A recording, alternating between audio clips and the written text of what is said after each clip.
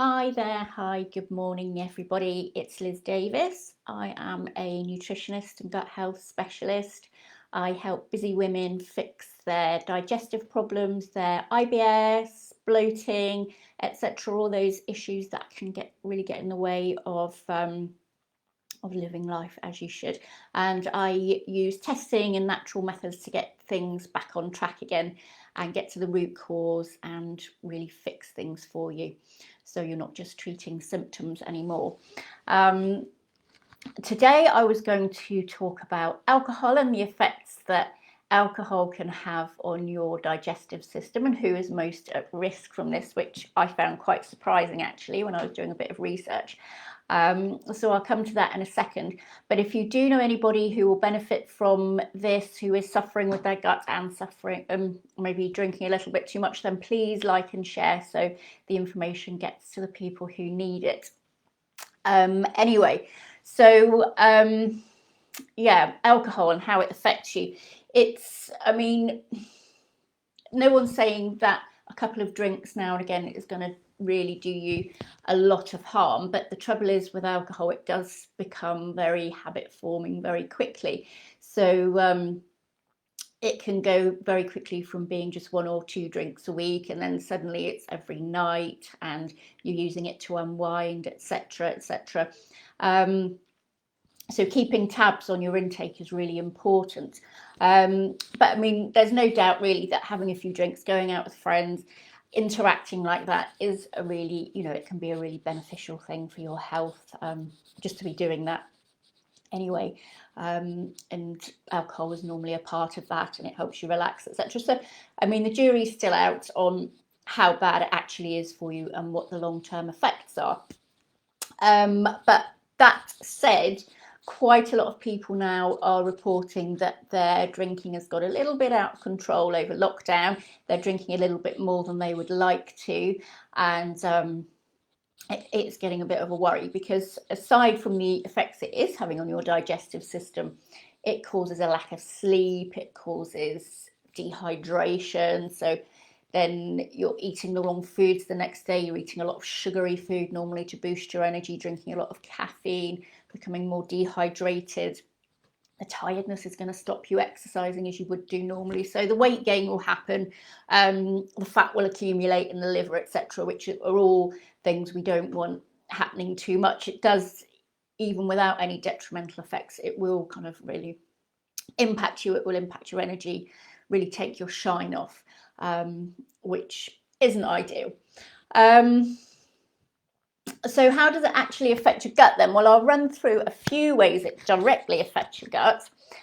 So firstly, it is going to directly damage the tissues in your digestive system. So it's going to prevent you probably digesting food properly, and then prevent you from absorbing nutrients adequately, which isn't ideal. So the second one is it's going to give you gassiness, it's going to give you bloating, that feeling of fullness in your stomach, which again is uncomfortable. And the third one, if you're drinking a little bit more heavily, then ulcers can be a problem. They're very painful and they can be very hard to get rid of, but there's a big link there between drinking and ulcers, possibly a stress link there too. Number 4 is a little bit more serious. So it's going to affect your pancreas. So it's going to cause your pancreas to secrete more enzymes than it would do normally. And this can then lead to pancreatitis, a very painful condition, which the consequences of that can be quite dire as well, and the long-term consequences. So that's definitely best avoided. And the 5th one, drinking even a small amount of alcohol is going to cause, or can cause, diarrhea. So what's going on here then? Why does it do that? If you just have a glass or 2 of wine, why the diarrhea? Well, what's happening is ordinarily your gut is causing this squeezing action, which is called peristalsis. This is squeezing your food through your digestive system, and it is cleansing your digestive system and doing all those vital tasks that it needs to do. But when you drink alcohol, this action gets really speeded up very rapidly, so everything passes through very quickly, hence why you end up with this diarrhea and lots of water coming out, etc., which is not ideal. But the other thing is as well that when you drink wine, it's also knocking out your good bacteria.